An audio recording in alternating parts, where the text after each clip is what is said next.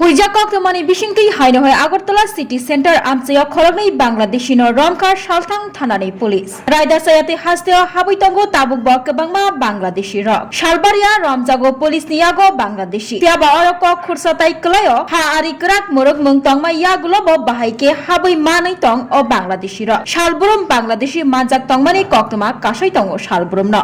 Tini bo haino hoi police niyago khorogni Bangladeshi haino hoi Romjak Firuka. তো 29 তারিখ আমরা একটা বাংলাদেশি সুমন যার বাড়ি নারায়ণগঞ্জ বাংলাদেশ তাকে আমরা লঙ্কামোড়া থেকে অ্যারেস্ট করেছিলাম এবং তার বিরুদ্ধে একটা আমরা স্পেসিফিক মামলা নিয়েছি যার নম্বর 103/2024 under section 61 clause 2 249B 143 clause 3 of BNS 14 clause A clause C foreigner act and 3 of passport অ্যাক্টে আমরা একটা মামলা নিয়েছি এবং সুমনকে আমরা আদালতে প্রেরণ করে পুলিশ রিমান্ডে এনে জিজ্ঞাসাবাদে আমরা আরও কিছু নাম পেয়েছি রফিক শেখ এবং আজিম উদ্দিন তারা দুজনকে গতকালকে আমরা সিটি সেন্টার এলাকা থেকে অ্যারেস্ট করি তার বক্তব্য অনুযায়ী তারা কিছুদিন আগে বাংলাদেশ থেকে অবৈধভাবে ভারতে প্রবেশ করেছিল সোনামুড়া দিয়ে এবং আগরতলা তার আশপাশ এলাকাতেই তারা ছিল এবং গতকালকে তাদের